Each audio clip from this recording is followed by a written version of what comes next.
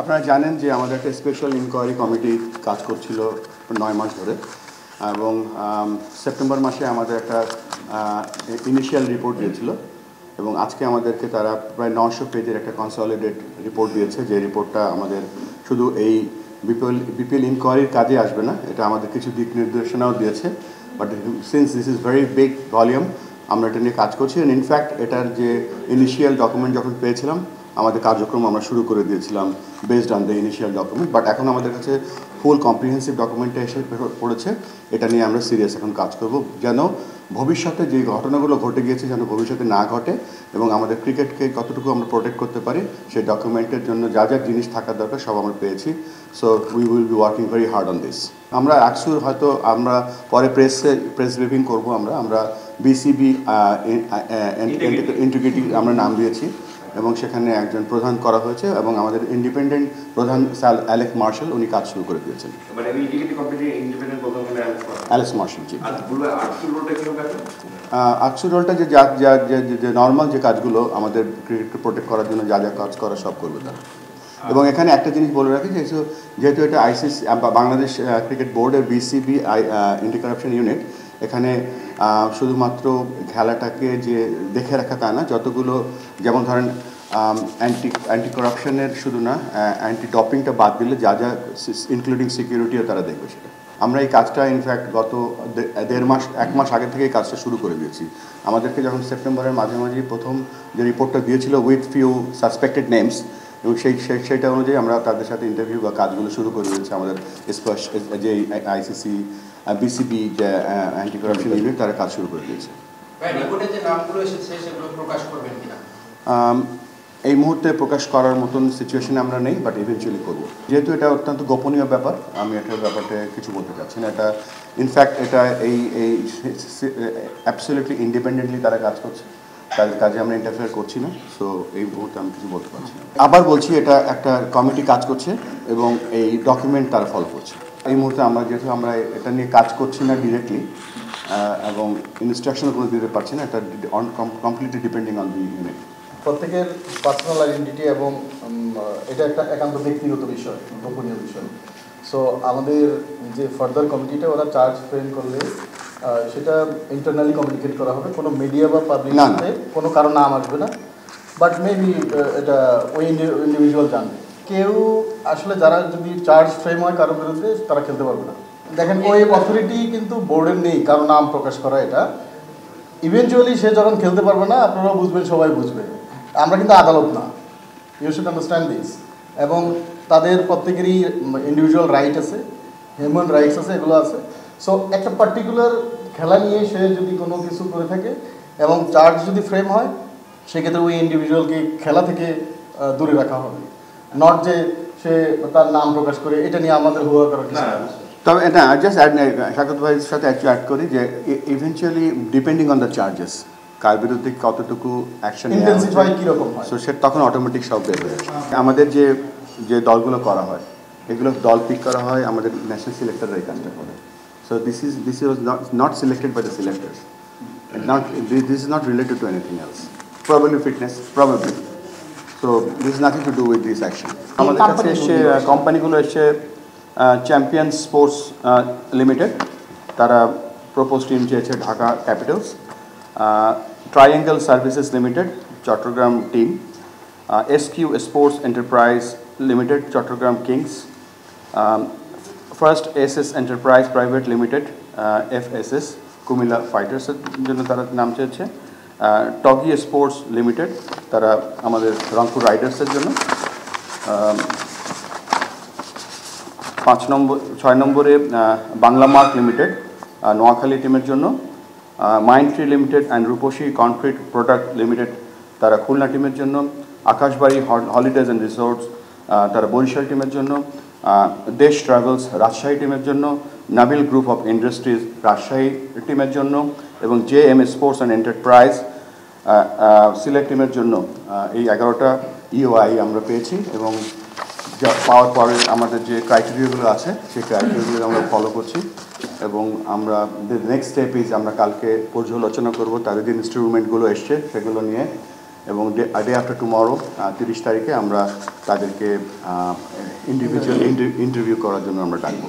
আমাদের এই আজকের যে ইউআই রেকমেন্ডগুলো না তার আগে বলে নেই যে এটা আমরা এবারে জানেন যে আমরা 5টা এডিশনের জন্য আমরা রিওয়ার্ড করছি। সো এখানে আপনি যে নামটা বললেন সেটা আসেনি, মিনিমাম 5টা, এখন depends on the financial instrument and আমাদের যে খেলার যে উইন্ডোটা আছে এটার উপর বিবেচনা করে দেওয়া হবে। জোর করে কাউকে নিব না, তারা যদি কোয়ালিফাই করে ফাইন্যান্সিয়ালি, হ্যাঁ সেটাতেই নিব। নট অনলি ফাইন্যান্সিয়ালি, আমাদের যে এলিজিবিলিটি ক্রাইটেরিয়াগুলো আছে সেই ক্রাইটেরিয়াগুলো স্ট্রিক্টলি আমরা ফলো করছি। আমাদের কয়েকটা ক্রাইটেরিয়া আছে। একটা ক্রাইটেরিয়া হলো যে 2 কোটি টাকা ইউআই যে পেপারস এসেছে সেখানে জমা দেওয়া। তো সেই ক্ষেত্রে সবাই দিয়েছেন এবং আমরা এটা ব্যাংকে কালকে থেকে পাঠানো আরম্ভ করব। 30 তারিখ পর্যন্ত, মানে কালকের দিনের মধ্যে হয়তো মোস্ট প্রবাবলি জেনে যাব। 30 তারিখে ওনারদের সাথে ইন্টারাকশন করব। 2 নম্বর হলো আমরা 10 কোটি টাকার একটা ব্যাংক গ্যারান্টি চাবো। সেই ব্যাংক গ্যারান্টিটা যারা একটা নির্দিষ্ট টাইম ফ্রেম আছে ওই টাইম ফ্রেমের মধ্যে দিবেন, তারা তো দিলেন, না দিলে এই 2 কোটি টাকা ফরফিট হয়ে যাবে। নাম্বার 3 হলো ফাইন্যান্সিয়ালি সে সলভেন্ট কিনা, এটা কিন্তু আমাদের কাছে ডকুমেন্ট আছে এখন, কারণ সে ব্যাংকের তার 6 মান্থসের ট্রানজ্যাকশন থেকে আরম্ভ করে তার কত ব্যাংকে এখন আছে সেটা আমাদের কাছে আছে। এইটা কারেক্ট অর ইনকারেক্ট এটার জন্য আমরা ব্যাংকে আবার আমাদের অডিটররা এবং ফাইন্যান্স টিম রিচেক করবে। আরেকটা হলো যেহেতু ক্রিকেট ইন্টিগ্রিটি একটা ইম্পর্ট্যান্ট ইস্যু যেটা নিয়ে আমরা কথা বলছি, সেই ক্ষেত্রে ইন্টিগ্রিটিটা ঠিক আছে কিনা সেটাও আমরা খবর নেব এবং লিগ্যাল ফ্রেমওয়ার্কে ল অফ দ্য ল্যান্ডের ইম্পর্ট্যান্ট কোন কোন আসপেক্ট খেলার সাথে ইনভলভ সেটাও আমরা খেয়াল করব। এবং আপনাদেরকে একটা কথা বলি, আমরা আমাদের বিটার এক্সপিরিয়েন্স আছে এই মনিটারি সাবজেক্টটা নিয়ে। তো সেই জন্য আমরা to protect the image of our board, also to protect the image of the country এবং খেলোয়াড়দের যে টাকাটা বা যারা যারা স্টেক হোল্ডার আছে সেগুলোকে প্রোটেক্ট করার জন্যই আমাদের এই initiatives. This is first time ইউআইয়ের সাথে আমরা ফ্রান্সিসি নিয়ে নিয়েছি। আরেকটা কথা হলো যে অনেকে অনেক নামে টিম চেয়েছেন, যেমন আপনি বললেন ফরচুন বরিশাল, এখানে উনি আরেক নামে চেয়েছেন। এই নামগুলি বোর্ড ঠিক করে দিবে এবং বোর্ড এটাকে আমরা ট্রেডমার্ক করে নিব। এই নাম আর কেউ চাইলেই চেঞ্জ করতে পারবে না। উনি যখন টিমটা নেবেন এই নামেই নিতে হবে, মানে franchise will not be eligible to change the name. যেমন ধরেন আপনি যে কোনো একটা ইন্টারন্যাশনাল ব্র্যান্ডের কথা বলেন, আপনি ফ্র্যাঞ্চাইজি নেবেন, আপনি ওই ব্র্যান্ডটা চালাবেন, not you can change the name. তো সেই রকম কিছু প্রভিশন রেখে আমরা রাইগরাসলি এটা চালাচ্ছি। আর আইএমজি যেহেতু আমাদের সাথে আসছে, পরবর্তী সব আপনাদেরকে জানাবো। এটা আমরা সিদ্ধান্ত, মানে সবগুলি সিদ্ধান্ত নেব এবং with the interaction of the owners, আমরা তাদের সাথে বসে এটা কিন্তু এরকম না যে আমরা will take a one sided decision, will talk and interact with them. এটা উইন ব্র্যান্ড করার জন্য। কারণ হল কি, যেমন ধরেন একদিন আপনার হলো ঢাকা ক্যাপিটাল, আরেকদিন ঢাকা রাইডার্স, আরেকদিন আরেক রকম, এরকম যদি না হয়। So whoever comes in the board 5 থেকে 10 বছর 20 বছর পরেও যেন এই নামটাই থাকে এবং এটা একটা ব্র্যান্ড ভ্যালু ক্যারি করে। সো সাথে আমি জাস্ট অ্যাড করি এখানে আমাদের ইন্টেনশন যেটা, একটা ফ্র্যাঞ্চাইজি এখানে আসছে, there is investing a huge amount of money. তো 5th ইয়ারে বা 3rd ইয়ারে বা 4th ইয়ারে গিয়ে যেন বলতে পারে যে yes my franchise is getting some profits. So এটা একটা অন্যতম কারণ to give them for longer term এডিশনটা দেওয়ার, এটাই আমাদের মেন প্ল্যান আর কি। সো দ্যাট আপনারা হয়তো জানেন যে আমাদের 5 ইয়ার্সের জন্য দিচ্ছি আমরা এবার, এবং আমরা কিছু কিছু বেনিফিট তাদেরকে দিচ্ছি। যেমন আমরা 30% গ্রাউন্ড ডিজিটাল মিডিয়া থেকে 15% বোথ টিমের 30% রাইট তাদেরকে দিয়ে দিচ্ছি, so that they can go to their sponsors এবং তারা এটা চালাতে পারেন এখানে in gesture, in goodwill, not in a monetary basis. আমরা তাদেরকে আমাদের international TV rights, world wide TV rights এবং যে টিকিট সেলের উপরে আমাদের প্রফিট, নট রেভিনিউ, প্রফিটের 30% শেয়ার করবো। Ground right also. হ্যাঁ, একটা হচ্ছে TV right, ground right and ticketing right. আমরা তাদেরকে 30% শেয়ার করবো। So what will happen, this is the first time তারা এই ধরনের ফ্যাসিলিটি পাবেন। আমরা কি চাচ্ছি? আমরা চাচ্ছি যে these owners are also giving lot of money to the board also in the game. তারা এখানে আমাদের যেমন আমরা খেলোয়াড়ের কথাটা চিন্তা করি, যদি বিপিএলটা না হয় আমাদের কত প্লেয়ার আছে যারা বসে আছে শুধু বিপিএল এর জন্য। So it is an important item for the players.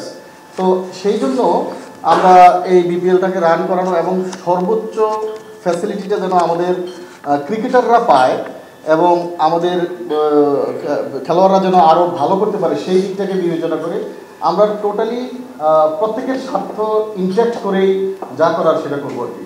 এরকম না যে কেউ একটা ইউআই কিনে নিল, সে কোনো টাকাও দিল না কিছু না, তার পিছনে আমরা যাবো, এরকম না। এবার we are going very rigorous. I think কিছু কিছু অলরেডি বলা হয়েছে যে আমার মনে হয় সবচেয়ে প্রথম যে ব্যাপারটা থাকবে সেটা ইন্টিগ্রিটির ব্যাপার থাকবে। একটা বিষয় যেটা আলোচিত হয়নি সেটা হচ্ছে যারা ফ্র্যাঞ্চাইজি দিবে তাদের ক্রিকেটিং থিঙ্কিংটা কেমন, তারা ক্রিকেট নিয়ে কী চিন্তা ভাবনা করে, আমরা ইন্টারভিউয়ের মধ্যে দিয়ে সেটা বোঝার চেষ্টা করব।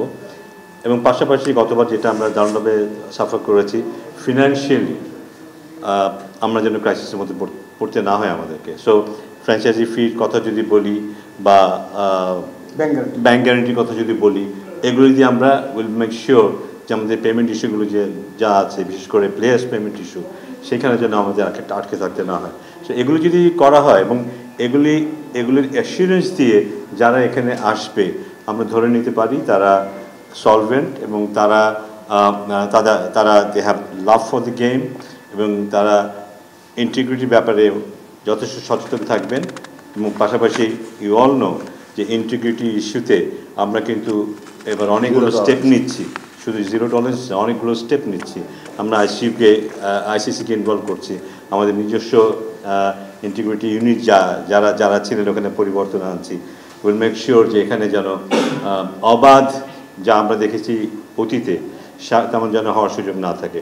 এবং যেহেতু আমরা গত বছরের অভিজ্ঞতা আমাদের আছে, will definitely try to make sure এটা যেন যত কমানো যায়, এটা নিয়ে যেন কেউ আগের মতো এভাবে ভাবতে না পারে যে আমি যা খুশি তাই করতে পারবো, এমন যদি ভাবনার কোনো সুযোগ না থাকে।